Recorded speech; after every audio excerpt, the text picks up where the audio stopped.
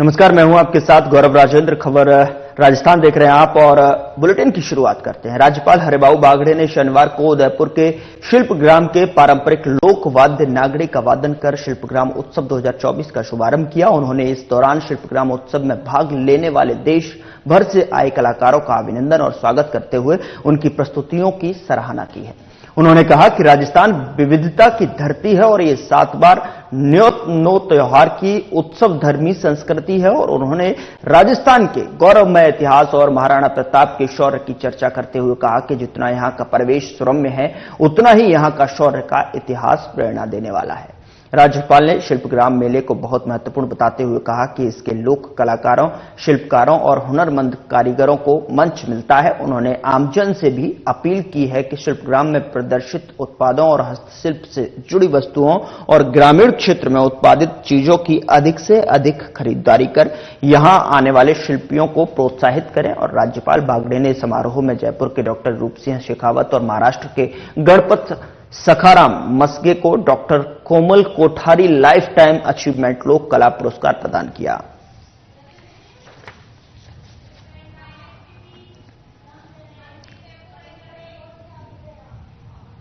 उधर मुख्यमंत्री भजनलाल शर्मा ने मुख्यमंत्री निवास पर तनोट माता मंदिर क्षेत्र के मास्टर प्लान को लेकर आयोजित बैठक को संबोधित किया। और इस दौरान उन्होंने कहा कि जैसलमेर स्थित तनोट माता मंदिर केवल एक धार्मिक स्थल ही नहीं बल्कि राजस्थान के सांस्कृतिक और ऐतिहासिक गौरव का प्रतीक है। उन्होंने अधिकारियों को निर्देश दिए कि इस मंदिर के मास्टर प्लान के तहत चरणबद्ध रूप से काम कर इसे विश्व स्तरीय धार्मिक और पर्यटन स्थल के रूप में विकसित किया जाए।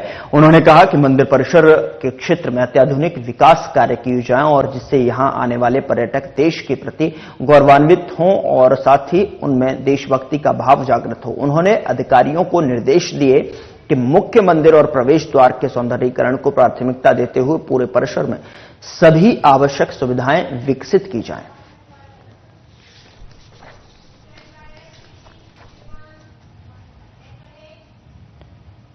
उधर मुख्यमंत्री भजनलाल शर्मा ने मुख्यमंत्री निवास पर राजस्थान मंडपम के निर्माण की तैयारियों को लेकर बैठक को संबोधित किया। और इस दौरान उन्होंने कहा कि राजस्थान मंडपम राज्य की कला, संस्कृति और पर्यटन को बढ़ावा देने के लिए सांस्कृतिक और व्यावसायिक आयोजनों के लिए प्रमुख आकर्षण का केंद्र बनेगा।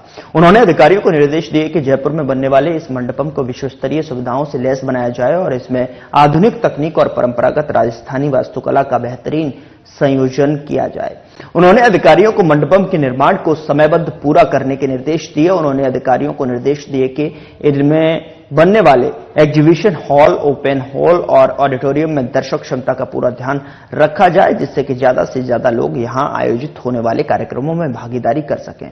मुख्यमंत्री ने कहा कि मेक इन इंडिया और वन नेशन वन प्रोडक्ट के तहत स्वदेशी उत्पाद को बढ़ावा देने के लिए मंडपम में यूनिटी मॉल का भी निर्माण किया जाए।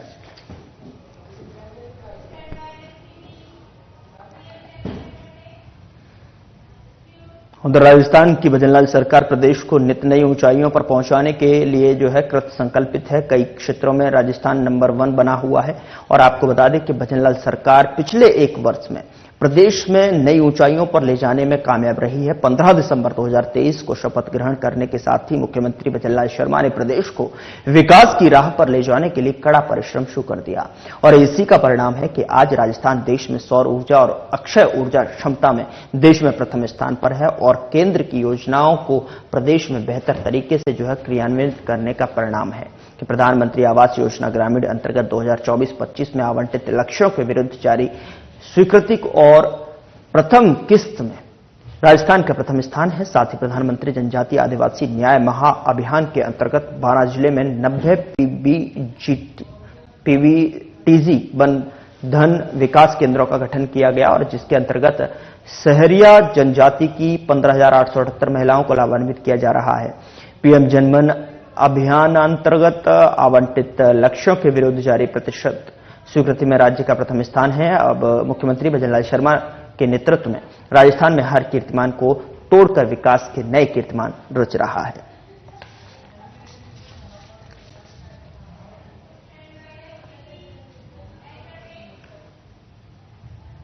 उधर कांग्रेस नेता प्रताप सिंह खाचरियावास का ने पूर्व सीएम वसुंधरा राजे को लेकर बयान दिया है। उन्होंने कहा है कि बीजेपी में वसुंधरा राजे की नाराजगी की कई चिंता नहीं कर रहा है और उन्होंने कहा कि बीजेपी के नेताओं में अब दम नहीं रहा है। वसुंधरा राजे भी पहले भिड़ती थी लेकिन अब वो भी शांत नजर आती हैं। अब वसुंधरा जी की नाराजगी की कौन चिंता कर रहा है बीजेपी में? दिन बहुत खराब चल रहा है, वसुंधरा जी की कोई सुनी को नहीं रही हो, हालत खराब है। मैडम तो खुद ही की प्रेजेंस मतलब मिलवा कोई टाइम अब 1.5 साल लाग गयो प्रधानमंत्री जी ने टाइम देवा कमाए में, तो वसुंधरा जी से हमारी तो सिंपैथी है। लेकिन चक्कर क्या हो गया, बीजेपी में नेताओं में दम नहीं रहा। वसुंधरा जी को भी वो पहली वालों मामलों को नहीं, वसुंधरा जी पहले भिड़ती थी। और राजनीति में देखिए offence is the best defence.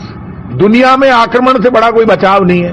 अब बीजेपी में तो आक्रमणकारी खत्म हो गए, अब बीजेपी में तो चोरीवाड़ा चल रहा है। जयपुर में इतना बड़ा अग्निकांड हो गया, आप मुझे ये बता दो, ये जो जितने हाईवे वो टोल कंपनियों के अंडर में है। टोल कंपनियों की शर्तों के अनुसार ये एक्सीडेंट हो ही नहीं सकते, कट खुले नहीं रह सकते, पुलिया पूरे बनने चाहिए, काम पूरा होना चाहिए।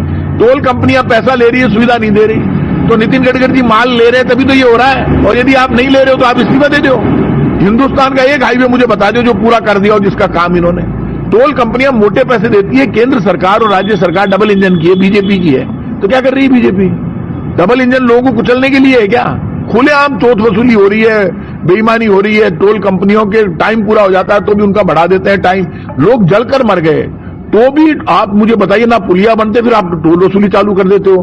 तो ये जो टोल का जुल्म है, टोल की जो वसूली है और जो भ्रष्टाचार है, ये रुक जाएगा तो सड़कों पे हाईवे पे 80% दुर्घटनाएं होती है इस देश की, तो दुर्घटनाएं रुक जाएगी। तो या तो नितिन गडकरी जी को, आपको पता है नितिन गडकरी आए 2014 में हेलीकॉप्टर से घूमे पूरे जयपुर से दिल्ली हाईवे पे, अब मैं जयपुर से दिल्ली हाईवे ठीक कर दूंगा। मनमोहन सिंह जी के लिए भला बुरा कहा, कांग्रेस के लिए भला बुरा कहा, सोनिया गांधी जी के लिए भला बुरा कहा। नितिन गडकरी जी, ज्ञान और विज्ञान की बातें नहीं चाहिए आपकी, काम करके दिखाइए। आपका डिपार्टमेंट सबसे ज्यादा भ्रष्ट डिपार्टमेंट है।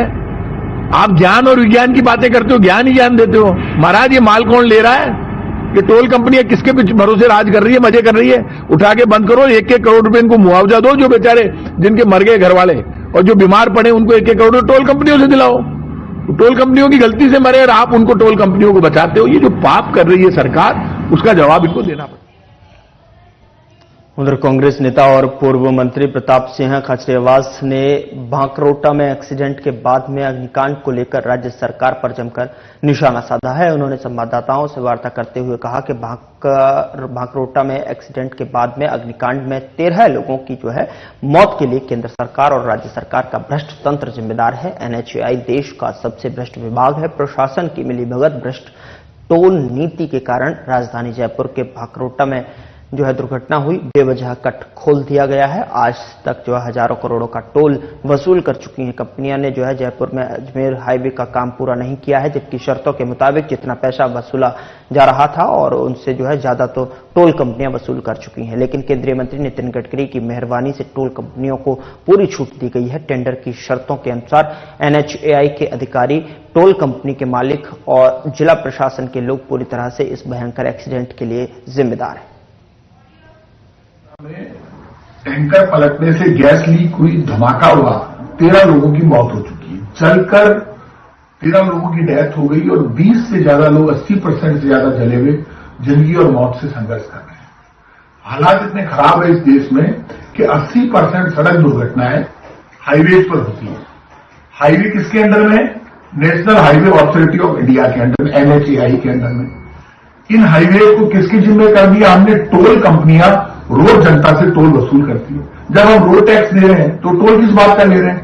लेकिन टोल वसूली हो रही है, जबरदस्त हो रही है, ओपन गुंडागर्दी होती है, टोल वसूल। जिन कंपनियों ने टोल का टाइम पूरा हो गया उनका टाइम बढ़ा देते हैं केंद्रीय मंत्री नितिन गडकरी जी, आपके डिपार्टमेंट में सबसे ज्यादा भ्रष्टाचार है। आप ज्ञान और विज्ञान की अच्छी बातें करते हैं लेकिन रिजल्ट आपका जीरो है, जीरो। आप यहां पर आकर देखिए, आप 2014 में दिल्ली जयपुर हाईवे पर हेलीकॉप्टर से घूमे, आपने कहा 6 महीने में दिल्ली जयपुर हाईवे मैं ठीक कर दूंगा। 10 साल हो गए, वही टोल कंपनी आपके यहां पैसा पहुंचा देती है, भ्रष्ट तंत्र जिम्मेदार है, एनएचएआई के अधिकारी पैसे खाते हैं, लोकल प्रशासन के लोग पैसे खाते हैं। अब तो आपकी डबल इंजन की सरकार है। लोग जलकर भूनकर मर गए, कट खोल दिए। कोई जो टोल कंपनी जिन शर्तों पर टेंडर लेती है उनको पूरा नहीं करती। अब ये जो टोल कंपनी है, पूरे देश की जो टोल कंपनियां हैं, क्या शर्तें पूरी कर रही है? तुरंत प्रभाव से इनको गिरफ्तार करना चाहिए, टोल कंपनी वालों को, एनएचएआई के अधिकारियों को, जिला प्रशासन के जिम्मेदार लोगों को। और टोल कंपनियों को आप आदेश दो, 1 करोड़ रुपए प्रति व्यक्ति को पैसा दे, टोल कंपनी को देना पैसा। आप क्यों परेशान हो रहे हो? केंद्र और राज्य सरकार के लोग क्यों बचा रहे हो टोल कंपनी को? धोखा टोल कंपनी ने किया है, जिम्मेदारी टोल कंपनी की है। ना अस्पताल है वहां पर, ना एम्बुलेंस है, सारे कट खोलने पड़े, पूरा काम करते नहीं है, पुलिया पूरे बने नहीं और टोल वसूल। उधर चिकित्सा मंत्री रविवार को मुख्य चिकित्सा और स्वास्थ्य अधिकारी कार्यालय के सभागार में आयोजित समीक्षा बैठक को संबोधित किया और इस दौरान उन्होंने कहा कि विभाग में पूर्ण पारदर्शिता रखते हुए नई भर्तियों में राज हेल्थ पोर्टल के माध्यम से विशेषज्ञ चिकित्सकों के साथ ही अन्य चिकित्सा अधिकारियों और पैरामेडिकल स्टाफ की पोस्टिंग की जा रही है। अगर जैसलमेर में जिले में जो है किसी ने कार्य ग्रहण नहीं किया है तो उसकी सूचना मुख्य चिकित्सा और स्वास्थ्य अधिकारी को दें ताकि उचित कार्रवाई की जा सके। और उन्होंने कहा कि रेगिस्तान और सीमावर्ती ऐसे जिले जिनकी भौगोलिक स्थिति प्रतिकूल है वहां विशेषकर रियायत देकर चिकित्सा सुविधाओं को बेहतर बनाया जाएगा और सामुदायिक स्वास्थ्य केंद्रों पर चिकित्सा सुविधाओं को बेहतर बनाने के लिए सामुदायिक स्वास्थ्य अधिकारियों के रिक्त पदों पर शीघ्र ही पद स्थापना कर दिया जाएगा। उन्होंने निर्देश दिए कि टेलीमेडिसिन के समस्त उपकरण स्थापित कर दूरदराज ग्रामीण क्षेत्रों के मरीजों को चिकित्सा सुविधाओं का विशेषज्ञ चिकित्सकों के माध्यम से जो है पूरा लाभ दिया जाएगा।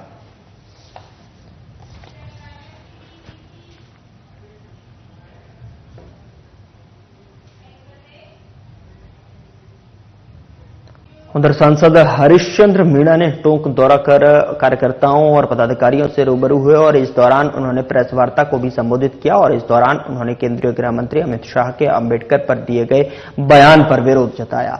उन्होंने कहा कि राष्ट्रपति अमित शाह से जो है इस्तीफा की मांग करें और अमित शाह पूरे देश से माफी मांगें।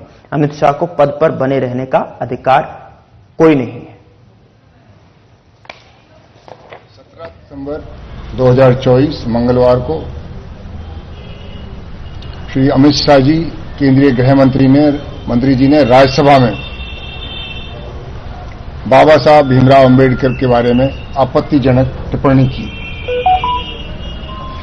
जिसको लेकर पूरा देश चिंतित है कि एक आदमी जो संवैधानिक पद पर बैठा है इस तरह की गैर मर्यादित टिप्पणी करने का उसको कोई अधिकार नहीं है। उन्होंने सिर्फ बाबा साहब का अपमान नहीं किया, बाबा साहब द्वारा रचित हमारे संविधान का उसका भी अपमान किया है। बाबा साहब के विचारों से के सहमत होने वाले अनेक लोग, करोड़ों लोग देश में और विदेश में वो भी आहत हुए हैं, उनकी भावनाओं को भी ठेस पहुंची है। बाबा साहब ने संविधान रचा और संविधान रचने वाली एक संविधान सभा थी जिसमें पूरे हिंदुस्तान के सब धर्मों के, सब जातियों के, सब प्रांतों के लोग थे। सबने अपनी राय रखी, सबने अपना मत रखा और सबकी सहमति से संविधान रचा गया। जैसा आपको पता है, भारत का संविधान पूरी दुनिया में सबसे बड़ा लिखित संविधान है। उस संविधान का उन्होंने निर्माण किया। उस संविधान में हर चीज का ध्यान रखा कि गरीब को आगे कैसे बढ़ाएंगे, देश में व्यवस्था कैसे चलाएंगे, हर आदमी को अपना अधिकार कैसे मिलेगा, हर आदमी को अपना स्वाभिमान कैसे मिलेगा। ये ऐसा संविधान बाबा साहब के लिए बड़ी बात नहीं है, कि पूरे देश के लिए गर्व की बात थी। और गर्व से जब हम जाते थे, हमारे लोग विदेशों में जब कहते थे कि ये संविधान हो तो भारत जैसा हो, तो जो उन्होंने गैर मर्यादित जो टिप्पणी की, बिना पता नहीं क्या उनके मन में थी, इस संविधान ने दिया क्या, ऐसा क्या आपत्तिजनक है। इसमें हर आदमी को अपना सम्मान दिया है, उसको अधिकार दिया है, गरीब को गरीबी से मुक्ति पाने का अधिकार दिया है। उधर चौधरी चरण सिंह किसान विकास समिति परगना जिंदौली ने सोमवार को पूर्व प्रधानमंत्री और किसान नेता चौधरी चरण सिंह की 122वीं जयंती समारोह पूर्वक मनाई। और आपको बता दें कि सर्वप्रथम मुख्य अतिथि मुंडावर विधायक ललित यादव और कार्यकर्ता ने जो है ततारपुर चौराहे पर स्थित चौधरी चरण सिंह की प्रतिमा पर माल्यार्पण कर उन्हें नमन किया। मुख्य अतिथि विधायक ललित यादव ने कहा कि चौधरी चरण सिंह सही मायनों में किसान नेता थे। उन्होंने प्रधानमंत्री रहते हुए देश के किसानों के उत्थान को लेकर कई नीतियां बनाई।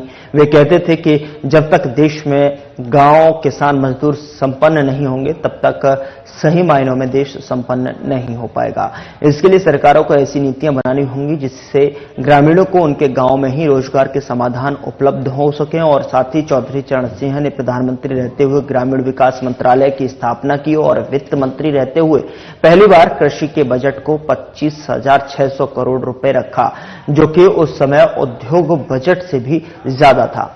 उन्होंने कृषि आधारित तो उद्योग धंधों को बढ़ावा दिए जाने और किसानों को उनकी फसल का उचित मूल्य दिए जाने की मांग की। चौधरी चरण सिंह ने किसानों के काम आने वाली रोजमर्रा की वस्तुओं पर टैक्स नहीं लगने दिया। चौधरी चरण सिंह जी की जन्म जयंती के अवसर पर ततारपुर चौराहे पर उनकी प्रतिमा पर माल्यार्पण कर पुष्पांजलि कार्यक्रम रखा गया। चौधरी चरण सिंह जी साहस और ईमानदारी की प्रतिमूर्ति, उन्होंने इस देश में किसानों को ताकत देने का काम किया।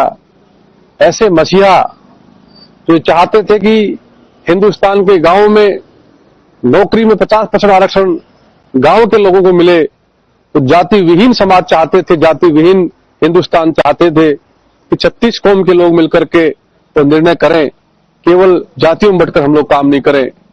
एक बार कुछ लोग उनसे मिलने के लिए गए नहर के पानी के लिए, तो चौधरी चरण सिंह जी ने उनसे पूछा कि कितना किराया लगा चौधरी इसमें, तो उनका 120 रुपए। उन्होंने कहा 5 पैसे के पोस्ट कार्ड से भी काम हो सकता था। ऐसे किसान नेता जो इस देश की प्रगति चाहते थे, इस देश को बहुत ऊंचाई पर ले जाना चाहते थे, आज उन्हीं की हम जन्म जयंती मना रहे हैं। और खुशी इस बात की उन्होंने इस देश को बहुत कुछ दिया, और दुख इस बात का कि ऐसे महापुरुष आज भी इस दुनिया में होते तो हिंदुस्तान जाने कहां किन सीढ़ी पर पहुंचता।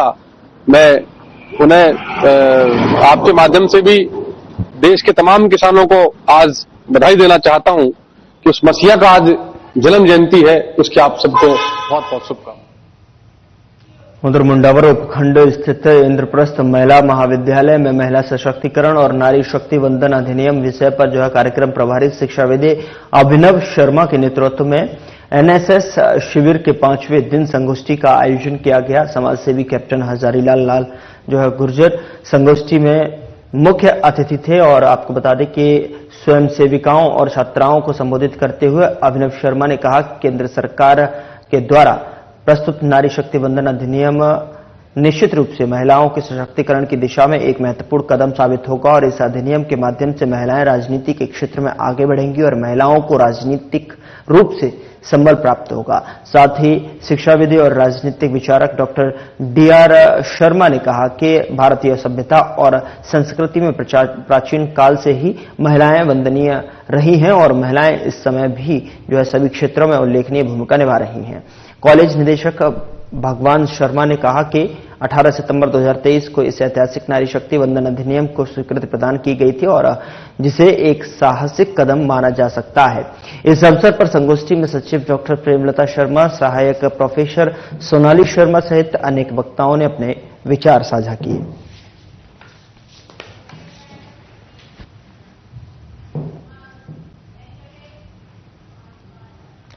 उधर हरिदेव जोशी कन्या महाविद्यालय की छात्राओं ने अपने अधिकारों के लिए एकजुट होकर एक बार फिर से सोमवार को कलेक्ट्रेट परिसर तक रैली निकाली। साथ ही आपको बता दें कि 2021, 22 और 23 बैच की छात्राओं को अब तक स्कूटी वितरण योजना का लाभ नहीं मिलने पर उन्होंने जिला कलेक्टर इंद्रजीत यादव को ज्ञापन सौंपा है। छात्राओं ने ज्ञापन में ये मांग की है कि 2021-22 बैच की छात्राओं को स्कूटी वितरण में प्राथमिकता दी जाए। उन्होंने स्पष्ट किया कि कुछ दिनों पहले 2023-24 बैच की छात्राओं को टीएडी मंत्री बाबूलाल खराड़ी द्वारा स्कूटी वितरण किया गया और लेकिन पुरानी छात्राओं को इससे वंचित रखा गया है। छात्राओं ने चेतावनी दी है कि यदि उनकी मांगों को समय रहते पूरा नहीं किया गया तो वे आंदोलन करने के लिए मजबूर हों। कलेक्टर आदेश दिया है कि 2021 बैच की स्कूटियां जो पात्र छात्राओं को मिलनी चाहिए थी, तो उनको 4 साल हो गए हैं। आज 2025 में 5 साल हो जाएंगे। पात्र छात्राओं को अभी तक स्कूटियां वितरण नहीं हुई है। जो छात्राएं अभी 2023-24 में जो पात्र छात्राएं पास हुई है उनको अभी स्कूटी वितरण कर रहे हैं। तो हमारी समस्या है कि हमारे 4 साल हो गए स्कूटियां मिल नहीं रही है, तो समाधान के लिए हमने एक बार उधर बसवा थाना क्षेत्र के कोलाना गांव में 2 दिन पहले संदिग्ध अवस्था में मिले राशन डीलर के शव के मामले में पुलिस ने कार्रवाई करते हुए 2 आरोपियों को गिरफ्तार किया है। दोनों आरोपियों ने राशन डीलर की हत्या करने का अपराध कबूल किया है।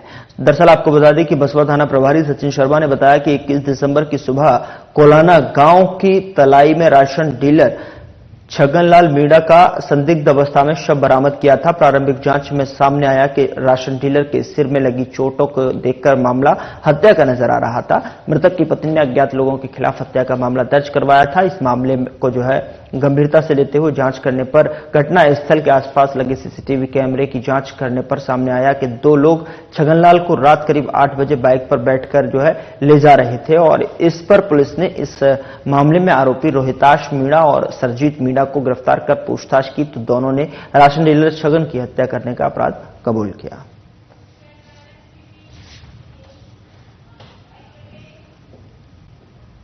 उधर जिला क्रिकेट संघ के सदस्य बुरहानी रतलामी ने बताया कि मानगढ़ क्रिकेट कप में खेले गए मुकाबले हरदेव जोशी जिला क्रिकेट स्टेडियम का पहला मुकाबला 7 स्टार बनाम सुनील हिंदुस्तानी के मध्य खेला गया। टॉस जीतकर 7 स्टार ने पहले क्षेत्र रक्षण का फैसला किया। साथ ही सुनील हिंदुस्तानी टीम को पहले बल्लेबाजी करने के लिए आमंत्रित किया।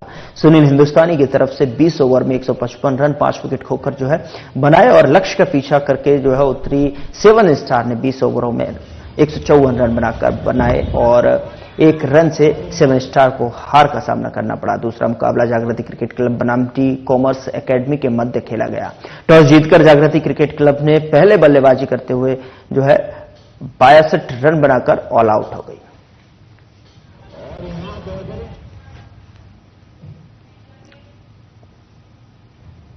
उधर किसान हितों की लड़ाई लड़ने के लिए अब किसान महापंचायत अपनी कमर कस चुकी है और इसको लेकर कल टोंक में कृषि मंडी में एक बड़ी किसान महापंचायत का आयोजन किया जाएगा। आयोजित होने वाली किसान महापंचायत की तैयारियों का जायजा लेने के लिए किसान नेता और किसान महापंचायत के राष्ट्रीय अध्यक्ष रामपाल जाट टोंक पहुंचे और जहां उन्होंने कृषि मंडी में किसानों के साथ में वार्ता की और इसके बाद प्रेस वार्ता को भी संबोधित किया। साथ ही आपको बता दें कि रामपाल जाट ने जानकारी देते हुए बताया कि कल किसान महापंचायत में किसानों के राशि के लिए अनुमोदन भी पास किया जाएगा। अनुमोदन पास करने के बाद 14 जनवरी तक सोशल मीडिया पर एक कैंपेन भी चलाया जाएगा। इसके बाद राजस्थान में किसानों के हितों की लड़ाई लड़ने का आगाज करते हुए गांव बंद का आह्वान भी होगा। रामपाल जाट ने किसानों की दुर्दशा के लिए सरकारों को भी जिम्मेदार ठहराया है और जाट ने कहा कि सत्ता हासिल करने से पहले सभी राजनीतिक दल किसान हितैषी दावे करते हैं, लेकिन सत्ता में आते ही वादों से मुकर जाते हैं। सत्ता के बाहर रहता है तब तक वो किसान हितों की बात करता है बढ़ चढ़कर। जैसे ही उनको राज प्राप्त होता है वे पलटी मारते हैं और अंग्रेजी में कहते हैं वो यू टर्न लेते हैं और यू टर्न लेकर निकल जाते हैं। इसलिए आज यही स्थिति है, कोई सा भी दल राज में आ जाओ वे पलटी मारते हैं, जो उनकी बोली हुई बात है उनको भूल जाते हैं और नया शुरू कर देते हैं सगुफा। और आते दुर्भाग्य इस देश का कि सारे दल जो इकोनॉमिक डिजाइन है जो एक बार स्थापित हो गया उसी की ओर चल रहे हैं। हमने कहा भाई ये कृषि प्रधान देश है, कृषि प्रधान देश के समृद्धि का रास्ता खेत और खलियान से जाता है, हमने वो रास्ता ही छोड़ दिया। फिलहाल बुलेटिन में इतना ही। नमस्कार।